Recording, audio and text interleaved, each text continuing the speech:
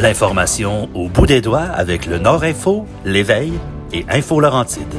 Au micro, Mathieu Lauca. Il y a quelques décennies, on voyait la situation du logement épouvantable, entre autres du côté de l'Europe. Par la suite, ça s'est envenu au Canada. Là, on parlait de Toronto, Vancouver, des coûts de loyer. À l'époque, on parlait de 1000 $ pour un 4,5. C'était incroyable. Ça s'est transporté à Montréal et ça se transporte maintenant du côté de Saint-Jérôme. Quand je parle de 1000 $ pour un 4,5, malheureusement, et je dis bien malheureusement, ce n'est plus un phénomène parsemé, si je pouvais l'exprimer ici. C'est quasiment rendu fréquent à Saint-Jérôme. Il y a tout de même des moyens que les locataires peuvent connaître et s'assurer de ne pas subir des hausses drastiques, 200-300 $ sans même qu'il y ait aucune rénovation au logement. Pour en parler, on retrouve Monique Côté. Elle est responsable de la défense des droits en logement au Carrefour d'Action populaire. Madame Côté, bonjour. Oui, bonjour, M. Lauca. Les exemples que j'ai donnés, là, je n'ai pas exagéré en disant ça, hein? Non, pas du tout. Écoutez, nous, les appels qu'on reçoit, c'est justement des gens qui sont à revenus faibles, mais pas nécessairement revenus faibles, revenus moyens aussi, et qui sont estomaqués quand ils font des recherches pour un nouveau logement, de voir les prix. Alors, c'est pas du tout exagéré, là. Nous, on dit souvent que les prix à l'heure actuelle en région, dont Saint-Jérôme, parce qu'on représente surtout Saint-Jérôme, sont presque aussi élevés que ce qui existe présentement en région de Montréal et à Montréal. L'exode de Montréal, la pandémie, tout ça, est-ce que vous avez vu un escalier, je dirais, une marche qui s'est montée dans l'escalier à la suite de la pandémie et de l'exode de Montréal? Oui, moi je vous dirais que depuis les 2 dernières années, là, ça s'est accentué. Ça avait déjà commencé, je vous dirais, mais ça s'est accentué effectivement depuis le début de la pandémie. Alors que les prix des maisons et des immeubles ont vraiment drastiquement monté, là, les prix des loyers ont eu exactement le même effet. Les taux d'inoccupation, rappelez-vous, là, dans les années 90, même 2000, 2010, là, il n'était pas rare à Saint-Jérôme de voir des 4, 5, 6 % de taux d'inoccupation. Ça ressemble à quoi présentement? Écoutez, j'ai pas le taux exact, je pourrais pas vous le dire, là. Par contre, pour faire partie d'une table de concertation, là, tous les partenaires en logement dans la région, dans la MRC Rivière-du-Nord, on s'entend tous à dire qu'il n'y en a pas de logement disponible.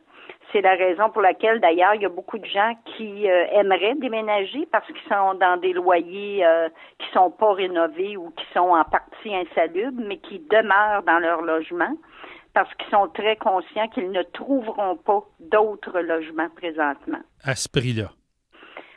Surtout pas à ce prix-là. Même à des prix plus élevés, ils sont rares et difficiles à trouver. Alors, nous, ce qu'on leur dit, c'est écoutez, non seulement vous allez avoir de la difficulté à vous trouver un logement, mais un logement à un prix raisonnable. Oubliez ça, là, il n'y en a pas. Vous n'en trouverez pas. Le Carrefour d'Action populaire, ça fait quoi pour aider les gens à se trouver un logement ou encore à comprendre la loi et surtout leurs droits? Bon, en fait, nous, ici, ce qu'on fait, c'est qu'on donne de l'information ponctuelle. Des gens là qui auraient reçu des avis des propriétaires puis qui sont pas certains comment répondre ou ils veulent connaître un peu plus la loi et leurs droits, ils vont nous appeler. On essaie aussi de faire des ateliers publics. Ça, ce sont des ateliers qu'on présente à l'ensemble de la population. Tous ceux qui veulent venir viennent et là, on leur présente des ateliers sur des sujets plus pointus. Comme dernièrement, on a fait des ateliers sur les augmentations de loyer parce qu'on est en période présentement d'augmentation de loyer. À l'automne, on fait des ateliers sur les reprises de logements et les évictions. Parce que ça, le propriétaire a 6 mois avant la fin du bail pour envoyer son avis. Donc, il faut faire ces ateliers publics-là avant le 6 mois là, pour permettre aux gens, aux citoyens de la région de connaître leurs droits. Parce que vous savez, il y a aussi beaucoup de reprises de logements et d'évictions qui sont illégales là, et qui sont faites de mauvaise foi. Oui, il y en a qui ont 38 papas puis 22 mamans. On a vu ça à Montréal. Absolument, oui. Puis il y a même des choses tellement basiques, là, comme par exemple, le propriétaire va les aviser que c'est son frère, sa sœur, sa belle-sœur. Alors nous, juste de dire aux gens, écoutez, là, la reprise de logement, c'est en ligne directe, là. C'est soit les parents, soit les enfants ou pour lui-même. Mais ça peut pas être le frère, la sœur, l'oncle, la tante. Alors, c'est toutes des choses qui sont de base, mais que beaucoup de gens ne connaissent pas, sont pas au courant. Alors, nos ateliers sont très, très importants à ce niveau-là. Vous savez, Madame Côté, lorsque jadis j'allais au secondaire, on avait des cours d'économie qui ont disparu, qui sont revenus timidement, disons-le. On avait aussi un cours d'économie familiale qui, je dis pas nous apprenait la loi sur la régie du logement, mais nous donnait une partance, comme on dit, pour connaître la base. On a l'impression que le système scolaire a peut-être un peu failli. Avez-vous cette impression-là quand vous voyez des gens arriver devant vous démunis, puis là, je ne parle pas démunis financièrement, là, mais démunis en termes d'informations qui devraient être des informations de base? Écoutez, moi, je me souviens d'avoir eu des cours d'économie familiale, là, mais on apprenait à faire de la couture à l'époque. Oh, il y a eu ça aussi. Des choses comme ça. Mais moi, ce que je constate, pour aller dans le sens dont vous me parlez, c'est que les gens que je vois ici, en tout cas qu'on voit ici au Carrefour, c'est qu'ils connaissent vraiment pas leurs droits. Et souvent, ils vont signer sous la bonne foi de certains propriétaires. Et je vous dis pas qu'il y a tous des mauvais propriétaires. Au contraire, là, je sais qu'il y en a des bons, mais nous, malheureusement, ce qu'on voit, c'est les mauvais propriétaires. Ouais. Alors, les gens, ils vont signer en pensant que le propriétaire leur dit les vraies choses. Et finalement, quand ils viennent nous voir ici, on se rend compte que ça a été des subterfuges, soit pour les faire partir ou pour leur remettre des augmentations de loyer qui sont déraisonnables. Mm-hmm. Et ça, c'est malheureusement, on voit ça beaucoup. Et c'est vrai qu'on est étonné de voir à quel point les gens ne connaissent pas leurs droits. Et souvent, sous l'emprise d'une personne qu'ils croient honnête, ils vont le croire sur parole et de bonne foi, ils vont faire des choses qu'ils n'auraient pas dû.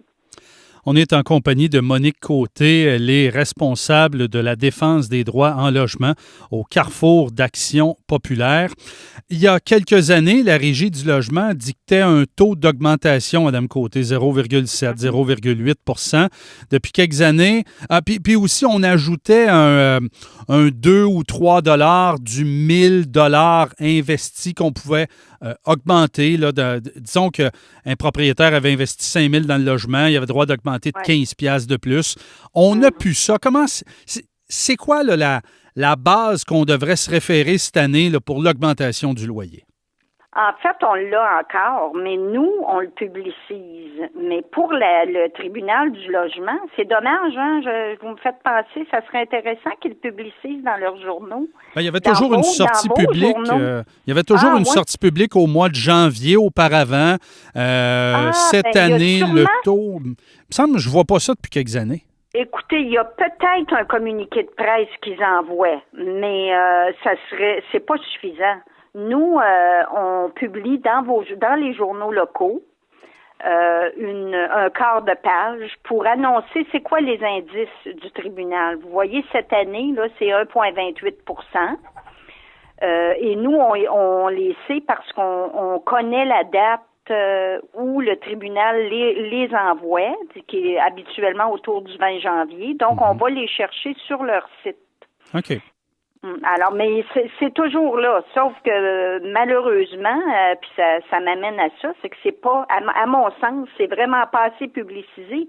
Nous, on investit comme organisme communautaire pour publiciser des quarts de page, parce que les gens, sinon, ils le savent pas.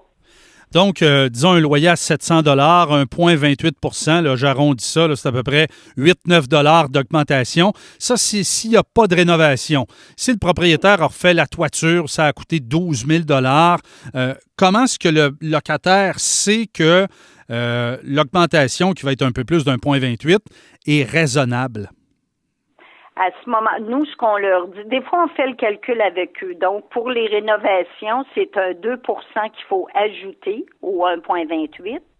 Alors, si c'est des rénovations pour l'ensemble de l'immeuble, ben là, vous allez diviser au nombre de locataires que vous avez dans l'immeuble. Mhm. Et si c'est seulement des rénovations qui ont été faites dans le logement du locataire, alors c'est un 2 pour le locataire, là, que le propriétaire peut ajouter. Mais souvent, ce qui arrive, c'est que le propriétaire ne remet pas ses chiffres au locataire. Alors, la seule façon de le vérifier, c'est que le locataire refuse l'augmentation de loyer. Et à ce moment-là, le propriétaire, il doit se présenter au tribunal du logement et là, il va sortir ses chiffres. Il n'y a pas le choix. Il va devoir expliquer au tribunal pourquoi qu'il augmente de tel prix. Et là, il va devoir sortir tous les montants des rénovations qu'il a fait dans l'immeuble et dans le logement. OK, donc si le locataire refuse, ce n'est pas au locataire à aller à la régie du logement, mais bien au propriétaire. C'est ce que je comprends. Oui, c'est ça. Parce pour que l'augmentation, c'est comme ça. Donc, parce que certains locataires étaient craintifs en disant, bon, une cause à régie, c'est 75, 80 pièces, ça me tente pas de payer ça en plus, d'un coup je perds. Donc, c'est au propriétaire à faire la preuve de la validité de l'augmentation. Oui, si le locataire refuse, c'est comme ça. Dites-moi... Par contre, c'est comme ça, mais si le locataire refuse une augmentation, je vais vous donner l'exemple d'une augmentation de 7 $ qui serait raisonnable. Là. Nous, on leur dit, faites attention là, parce que les frais de la cour, là, ça se peut qu'ils vous soient chargés à vous. Là. Fait que quand vous refusez une augmentation, c'est soit parce que l'augmentation est abusive et plus que le 1,28 %, ou soit parce que vous demandez les factures au propriétaire des rénovations pour comprendre la hausse que vous avez, puis que le propriétaire ne veut pas vous l'accorder. Là, ça, c'est des motifs raisonnables là, de l'aller au tribunal. Mais on ne va pas au tribunal si on a une augmentation de 5 $, là, pas. On s'entend là-dessus. On regarde la situation aller. Montréal a perdu 25-30 000 personnes au cours de la dernière année. La région des Laurentides est en forte augmentation. La construction, tant bien que mal, travaille fort, mais pénurie de main-d'œuvre, on ne fournit pas. Cette crise du logement-là qu'on a vécue en 2021, qu'on vit cette année, avez-vous l'impression que ça va être récurrent? J'ai de la misère à répondre à votre question. Moi, je pense qu'une chose est certaine, c'est que les loyers, ça va peut-être se stabiliser un peu les prix, mais ça demeure quand même beaucoup trop élevé là, pour les familles qui sont ici à faible revenu ou même les familles de classe moyenne. Là. Tu sais, quand on a une famille qui gagne 50 000 par année, là, 2 adultes, 2 enfants, est-ce qu'on peut s'entendre que c'est pas un montant faramineux là en 2022? Puis quand tu payes 1 200, 1 300, 1 400 de loyer, là, il reste plus grand-chose pour la nourriture, les loisirs, etc. Alors, c'est sûr que ça ira pas en baissant. Ça va-tu se stabiliser? Peut-être. Je pense que les augmentations vont être pas mal moindres que ce qu'on a eu dans les 2 dernières années. Mais ça prend plus de logements sociaux, là, ça c'est clair. Là, à l'heure actuelle, au prix que les loyers sont et qui vont être pour les prochaines années, par rapport aux salaires et aux familles, en tout cas, qui sont ici à Saint-Jérôme, ça nous prendrait beaucoup plus de logements sociaux, là. S'il y a des gens qui nous entendent présentement, qui veulent entrer en communication avec vous, vous êtes situé où, puis on vous rejoint comment? Nous, on est situé sur la rue Saint-Georges, au 227 Saint-Georges à Saint-Jérôme. Et les gens peuvent soit nous écrire par courriel ou nous téléphoner. On est ici du lundi au jeudi. Alors, ils peuvent nous appeler. On les reçoit, on leur donne rendez-vous, on reçoit tout le monde. On reçoit aussi des appels d'ailleurs que de la MRC Rivière-du-Nord, mais on essaie de privilégier notre monde parce que des appels, on en a beaucoup, beaucoup. Bonne chance, Mme Côté. Merci pour votre travail. Merci pour l'entretien. Merci beaucoup, M. Loca. Merci pour votre travail aussi. Monique Côté, elle est responsable de la défense des droits en logement au Carrefour d'Action populaire.